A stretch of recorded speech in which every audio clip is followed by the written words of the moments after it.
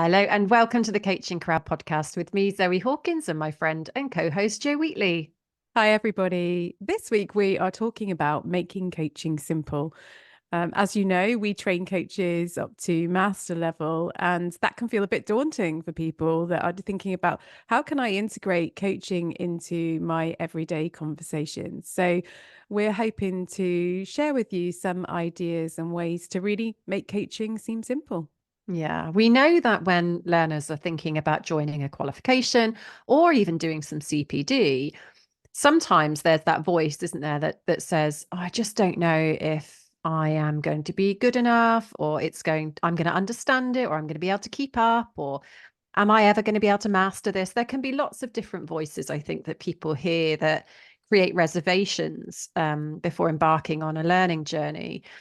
And sometimes that is because coaching can look very complicated. You know, there's lots of different tools, there's lots of different methodologies. You hear about Gestalt, CBT, NLP, positive psychology, neuroscience. You're like, gosh, where do I begin with all this coaching stuff? Like, how do I decide who to train with? That one looks like it's got loads of stuff, and then this one looks like it's got even more. So where do I go? And I think for us, at the core of coaching, it's very, very simple. And whichever methodology you go and train in or you go and choose, you will all essentially be doing the very same thing, which is about being present with your client and listening at a very deep and transformative level. So I think that's kind of the way in which we're coming at this today, to just share how we see coaching as actually very simple. I think it's also a reflection of when we see learners go through, our ILM level 5 or ILM level 7. And there's points at which people get overwhelmed or that, oh, there's so much to remember. Like there's this and this and this and this. And I know there's other things I can't even remember that I need to be thinking about. And then as we get through into, more and more coaching practice and then support with supervision, often in supervision, what we'll then hear is like, oh, do you know, I kind of like threw all of that away and had a really great session. Of course, they didn't throw it all away. It's because they've learned all of, the theories and the methodologies and the tools that they are able to be truly present, that they are able to listen at a very deep level and transformative level with their clients. But for us as well, coaching and our passion for coaching is about supporting everyday mental health. And in order for that to be the case, part of our role is to make coaching simple for others. So I think let's start maybe with, you mentioned it, Zoe, around presence. What is a coaching presence? So if we think about that in the context of what is the purpose of coaching, and I think the purpose of coaching is to empower others. It's to enable other people to really learn and understand themselves, who they are and what they want. And so presence in the context of that is really about thinking about what is the energy I'm bringing to this conversation. Do you know, when I think about presence, where my mind takes me is how lacking in presence most people are in their day-to-day lives. So, you know, technology is present in everyone's life. The phone is always just to the side. You know, we were joking this morning, weren't we, about how there's always a number of things going on in our head, be it ideas about the business or, you know, busy life in parenting or, you know, whatever it is. But, you know, busy minds are very, very common, and not just busy minds, but busy lives, and then busy habits, you know, like scrolling through a phone whilst you're watching Netflix. So whatever it is, I think those moments of presence are very, very rare. And so when you come to coaching, helping people to get back into presence with themselves. So, yes, there's the presence of you as the coach, but how do you help somebody to get back into presence with themselves? That's also at the core of Mm. coaching. And I think coaching brings a stillness and a pause in everyday life where you open up like this vortex for an hour where you can just be. And if I think about even just my life, there's two things that come to mind. Like, how often am I truly listened to, and how often do I truly listen? Like when outside of my role, And how much do I withhold, on a day-to-day basis? That might be the small things, but there can also be the big things. And I think that's a question I extend to every listener here. Like, how much do you withhold on a day-to-day basis? Because you simply don't have the space to either think about it or a person to think about it with, or you might think about it, but do you express it? And if you wanted to express it, do you have someone you could express that to?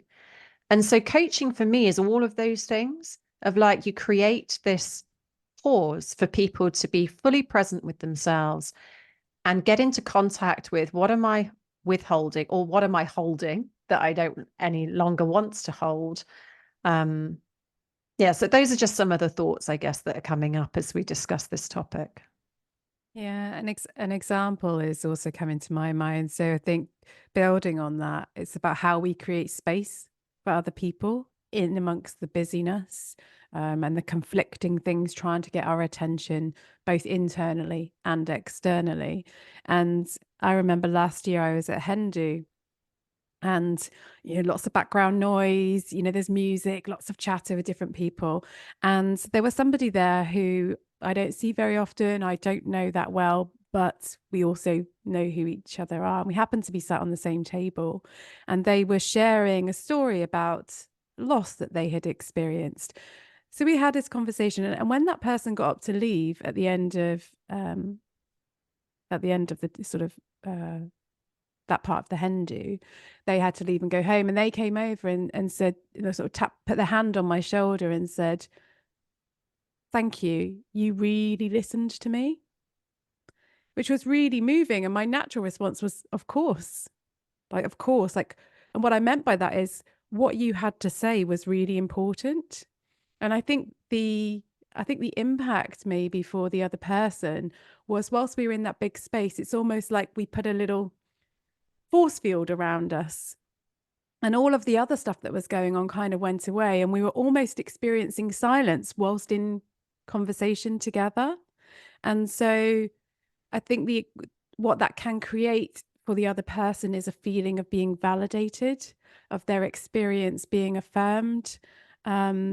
And I wasn't listening to change anything. There's nothing I could do to change their experience, but I could honor their experience, and I could respect their experience.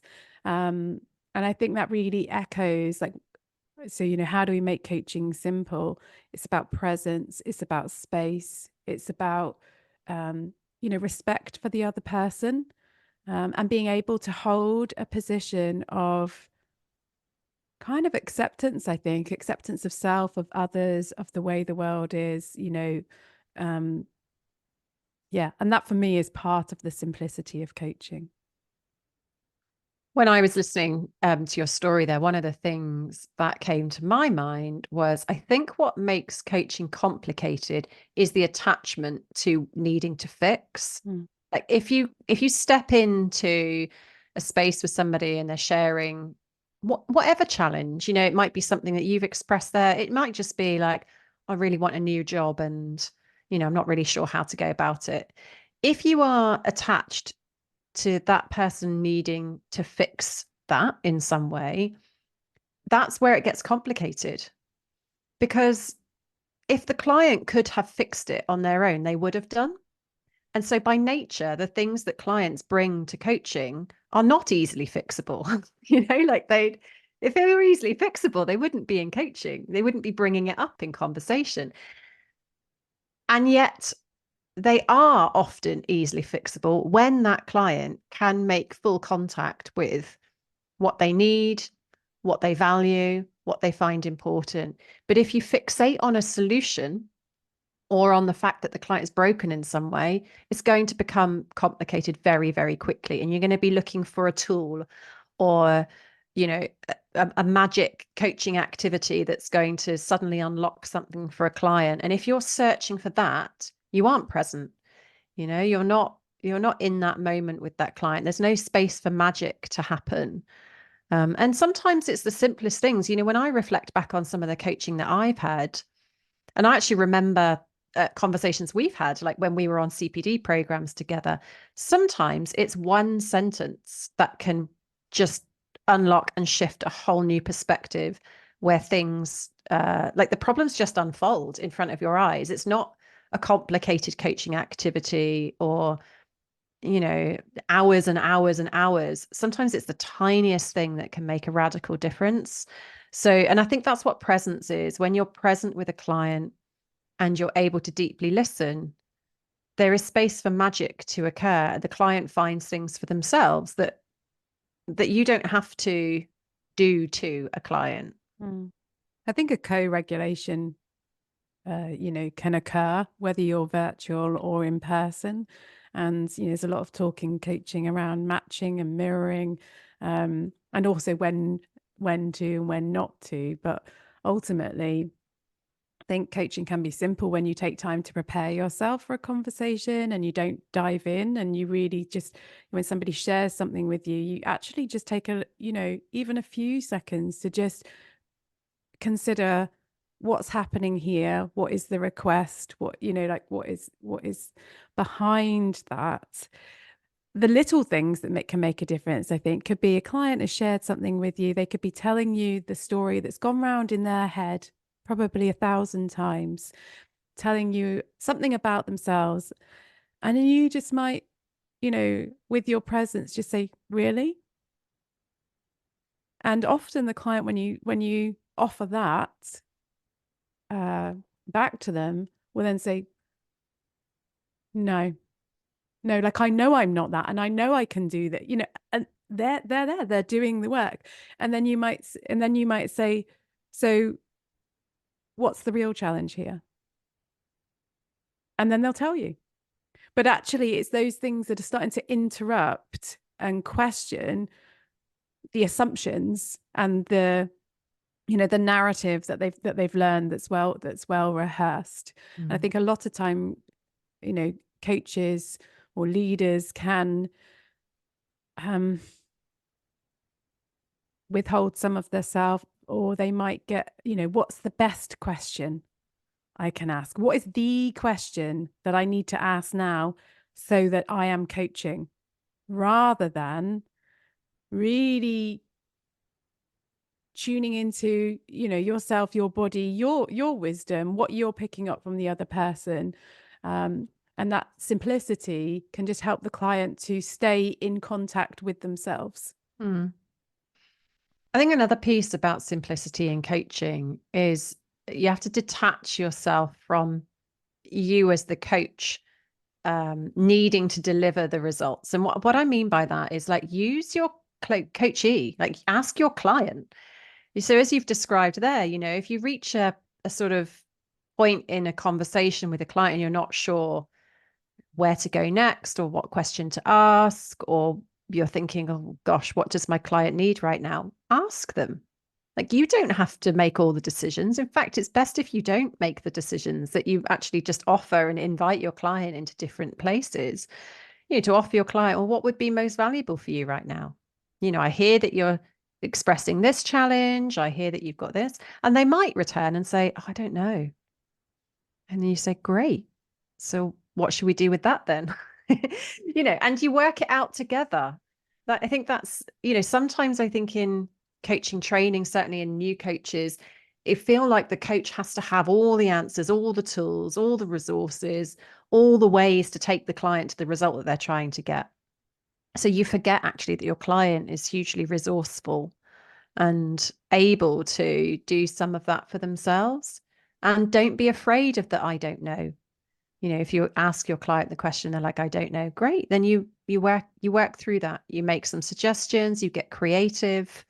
But I think it has to come back to, at the core of coaching are the skills. The skills to deeply listen, the skills to be able to observe.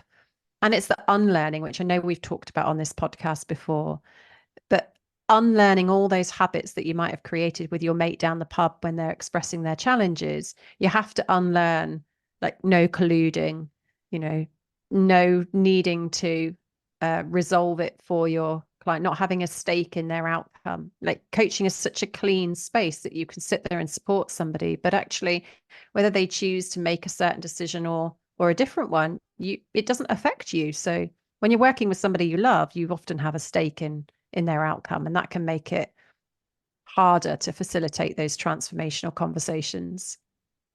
And how wonderful for the client if it appears, what seemed complicated and hard as a result of, the coach being able to kind of be easy in the coaching space. The experience then of the coachee is, I can't believe like that I'm now thinking and feeling this, like when I was thinking and feeling that, so that they can go away and think, oh, these things are easier. But just going back to what you were saying, Zoe, about um, like the discomfort as humans that we have with uncertainty. I think that's a lot of the reasons why people come to coaching, is because they they they have displeasure with that feeling of uncertainty, and there feels like there's struggle with that. So I think lots of people come to coaching because they don't like the struggle. They want to move away from the struggle. So in some respects, all coaching is about helping clients to get more comfortable or increase their what they can tolerate in terms of uncertainty, and who am I in that space of uncertainty. So simplicity in coaching, I think, really talks to the art of coaching. We've got the art and the science, and I think the science is like the models and the tools and the accreditation pathways, the assessment of things. And I think there's the art piece, which is um, allowing all of that to fall away, but also taking the wisdom from all of those things, but really meeting human to human. And so I think, using coaching skills is a very artful, creative experience. Yeah, I think that's a really good way to summarize it. Like, we're artists. Yes, you're coaches and you've got all these tools. And I think the essence of what you're saying is, so when you're looking at coaching programs, CPD programs, and you're reviewing all the tools and the resources, like, yeah, brilliant. Having an extensive toolkit. I remember it as a learner coach. I wanted an extensive toolkit. And that can be really valuable in the outset. But I think when you're moving towards down a path of mastery, those tools they are going to inform your approach.